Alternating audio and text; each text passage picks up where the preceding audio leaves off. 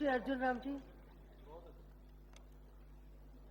धन्यवाद सभापति महोदय, आपने मुझे इस महत्वपूर्ण विषय पर बोलने की अनुमति दी, उसके लिए मैं आपका धन्यवाद करता हूं। मैं सीधा इस विषय पर आता हूं। अनुसूचित जाति और जनजाति पर बढ़ते अत्याचार और अनाचार पर नियम 193 के तहत जो चर्चा हो रही है, उसमें मैं कुछ सुझाव देना चाहता हूं। मैं चाहूंगा कि सरकार भी उस पर विचार करें। सभापति जी, जो अनुसूचित जाति और जनजाति पे अत्याचार होते हैं वो कई विषयों से संबंधित है।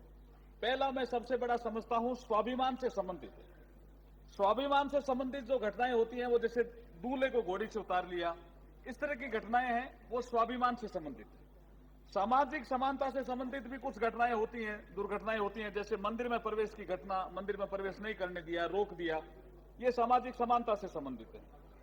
कुछ ऐसा माइंड सेट से संबंधित घटनाएं होती हैं इस देश में, जैसे मिड डे मील में खाना बना और नहीं खाया किसी ने, शादी समारोह में गए और नहीं खाना खाया, ये माइंड सेट से संबंधित है। कुछ अत्याचार से संबंधित घटनाएं हैं, जैसे अभी हरियाणा में मिर्चपुर की घटना हुई और भी कई जगह घटना होती है, वो अत्याचार से संबंधित है। मेरा इस संबंध में कहना है, मैं ये सुझाव देना चाहता हूं कि आजादी के 63 वर्ष बाद अपन इस विषय पर चर्चा कर रहे हैं और फिर की घटनाएं रुकती क्यों नहीं है। मैं कुछ सुझाव देना चाहता हूं जो आपके माध्यम से सरकार को देना चाहता हूं। सबसे पहले मैं चाहता हूं कि जैसे अभी सभी सदस्यों ने कहा कि डॉक्टर BR अम्बेडकर ने एक सूत्र दिया था कि राजनीतिक आजादी तो अपने को मिल गई है, लेकिन जब तक सामाजिक और आर्थिक आजादी नहीं मिलेगी तब तक राजनीतिक आजादी अधूरी रहेगी। इस विषय पे अपने को सदन में ज्यादा विचार करना चाहिए। इसके लिए सबसे पहले माइंड सेट चेंज करने की जरूरत है। और अपराधों में तो बढ़ोतरी का बड़ा कारण गैर बराबरी है, केवल कानून के सहारे ये संभव नहीं है। अत्याचारों का निस्तारण शीघ्र हो, न्यायालयों में पृथक से समरी ट्रायल हो, बर्डन ऑफ प्रूफ दलित पर नहीं होकर सामने वाली पार्टी पर हो।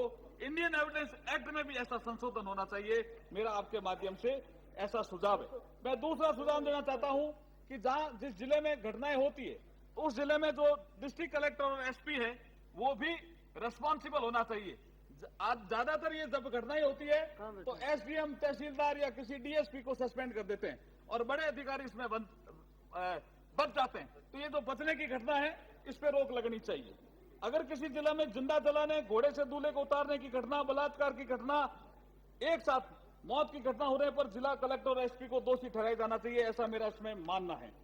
दूसरा मैं कहना हूं, जनसंख्या के अनुपात से JDA, DDA और हाउसिंग बोर्ड, UIT, म्युनिसिपैलिटी, इतने कितने भी बोर्ड हैं, उसमें दुकानों का और मकानों का आवंटन जनसंख्या के अनुपात से आरक्षण होना चाहिए। अभी उसमें नहीं है, जबकि वो जनसंख्या के अनुपात से होना चाहिए। सेना, न्यायपालिका, विश्वविद्यालय, राज्यसभा, विधान परिषद और प्राइवेट सेक्टर में आरक्षण की व्यवस्था होनी चाहिए।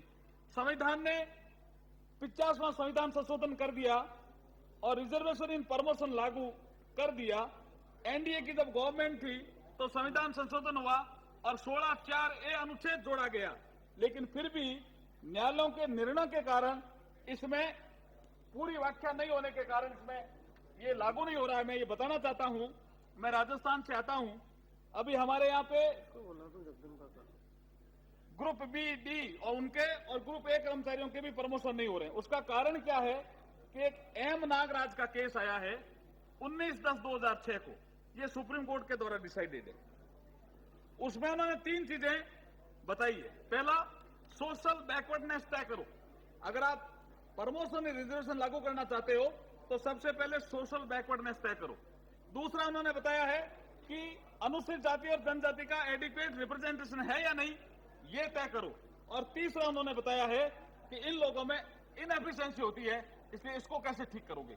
मैं आपके माध्यम से सरकार से जानना चाहता हूं कि संविधान के अनुच्छेद 341 और 342 में एक नेशनल कमीशन बनाने का प्रावधान है और उसकी हर साल रिपोर्ट प्रस्तुत होती है। तो फिर ये सोशल बैकवर्डनेस तय करना सुप्रीम कोर्ट क्या करेगा? सोशल बैकवर्डनेस तो तय हो ही जाती है और ये सब जानते हैं कि सोशल बैकवर्ड है SC और ST। इसमें सुप्रीम कोर्ट को ये निर्देश देने की कहां जरूरत है। दूसरा मैं ये कहना चाहता हूं कि एडिक्वेट रिप्रेजेंटेशन है या नहीं है, इस संसद में कई बार चर्चा हुई है और कई बार लोगों ने कहा है कि SC और ST का जो रिजर्वेशन है वो परसेंटेज नहीं भरा गया है। सबको पता है SC ST की जो रिपोर्ट आती है उसमें भी है। तो फिर ये नया नियम कहां से उन्होंने लागू कर दिया कि ये इनएडिक्वेट रिप्रेजेंटेशन है, ये पता करो। तीसरा उन्होंने कह दिया इनएफिशिएंसी। मैं ये कहना चाहता हूं कि इनएफिशिएंसी का आधार उन्होंने लिया खाली एशिया से। मेरा ये मानना है कि अनुसूचित जाति के कर्मचारी की और अधिकारी की एसीआर भरते समय पता नहीं क्या कारण होता है, कोई एसीआर अच्छी भरी नहीं जाती है।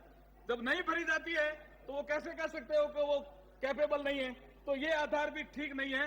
मैं ये इसमें कहना चाहता हूं कि और एट्रोसिटी तो हो रही है, लेकिन इस सिस्टम में जुडिशियल एट्रोसिटी भी हो रही है। उस जुडिशियल एट्रोसिटी को ठीक करना बहुत जरूरी है।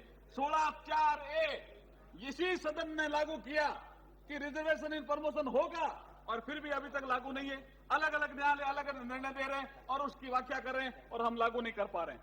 मैं अगला बिंदु माननीय आपके माध्यम से ये बताना चाहता हूं कि जैसे आईएएस और आईपीएस की सर्विसेज होती है, ऐसे ही ऑल इंडिया जुडिशियल सर्विसेज गठित क्यों नहीं हो रही है?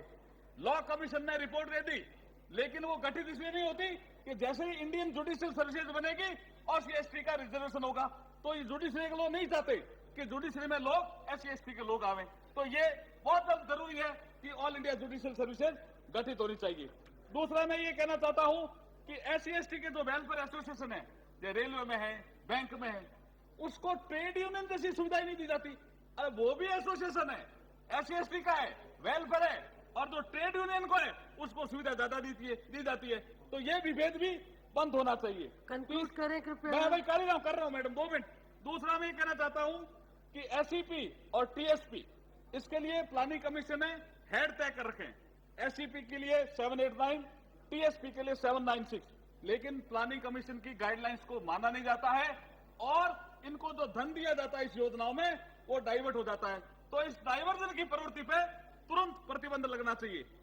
चौथा मैं कहना चाहता हूं कि जो रेवेन्यू लॉज है उसमें भी आवश्यक अमेंडमेंट हो। कटानी के रास्ते के विवाद, जमीन पर अतिक्रमण के विवाद अधिक होते हैं और रेगुलर कोर्ट के पास मामले अधिक होने के कारण वर्षों तक सुनवाई और निर्णय नहीं होते हैं।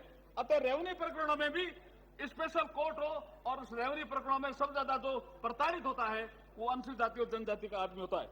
शिक्षा के अवसर भी विभेदकारी है, अतः SC/ST के लिए पूर्ण शिक्षा फ्री ऑफ कॉस्ट हो। ये केवल सरकारी स्कूलों तक सीमित नहीं, अपितु जो स्टैंडर्ड के स्कूल हैं उनमें भी ये प्रभावी होनी चाहिए। एक परंपरा और बन गई है कि कोचिंग की परंपरा बन गई है। जैसे मैं राजस्थान से आता हूं, कोटा में बंसल कॉलेज है और बड़े बड़े कॉलेज हैं, वहां SC/ST का आदमी तो कोचिंग की वो इतनी फीस है 2 लाख रुपए 3 लाख रुपए, वो एडमिशन ही ले सकता। तो मैं ये कहना चाहता हूं आपके माध्यम से सरकार को कि कोचिंग की परंपरा बढ़ रही है, कोचिंग संसाधनों में अत्यधिक फीस होने के कारण SC/ST के लड़के और लड़कियां वंचित रह जाती है। अतः कोचिंग संस्थानों में भी फीस को रिम्बर्समेंट करने की व्यवस्था होनी चाहिए। एक मैं और आपके माध्यम से पोस्ट मैट्रिक छात्रवृत्ति की दरें संशोधित हो। अभी क्या है कि जिसकी 1 लाख 1.5 लाख रुपए की आय है वो माँ बाप भी छात्रवृत्ति में नहीं आता, तो ये इसका मतलब पियोन का लड़का भी छात्रवृत्ति नहीं ले सकता। अभी आपने अल्पसंख्यक समुदाय की आपने छात्रवृत्ति की बढ़ोतरी की है, अनुसूचित, हम उसका स्वागत करते हैं, लेकिन अनुसूचित जाति और जनजाति की छात्रवृत्ति की दरें बहुत पुरानी है, इसमें संशोधन तुरंत होना चाहिए। ये डिमांड भी हमारी काफी समय से है। और इसमें अब मैं ये कह रहा हूं, खाम पंचायत के निर्णय, लास्ट में खाम पंचायत के निर्णय भी अनुसूचित जाति और जनजाति के विरोध में आते हैं। इसलिए मैं ये कहना चाहता हूं कि इस पे भी रोक लगनी चाहिए। और लास्ट में ये कहना चाहता हूं कि इतने स्पेस में कितने बैंक हैं, लेकिन हमने एक प्रश्न पूछा, उसमें जवाब आया कि किसी भी बैंक में 15 डायरेक्टर होते हैं, लेकिन आज किसी भी बैंक में SC/ST और OBC का कोई डायरेक्टर नहीं है। ये क्या सिस्टम है भाई? इतनी बड़ी जनसंख्या और किसी भी बैंक में डायरेक्टर नहीं है। फिर मैं ये कहना चाहता हूं, गवर्नमेंट एडवोकेट पैनल पे लगते हैं वो लगभग 20,000 होते हैं, इसमें भी आरक्षण की व्यवस्था होनी चाहिए। आपने मुझे अवसर दिया उसके लिए बहुत बहुत धन्यवाद। सभापति महोदय, मैं बहुत आपका आभारी हूं कि आपने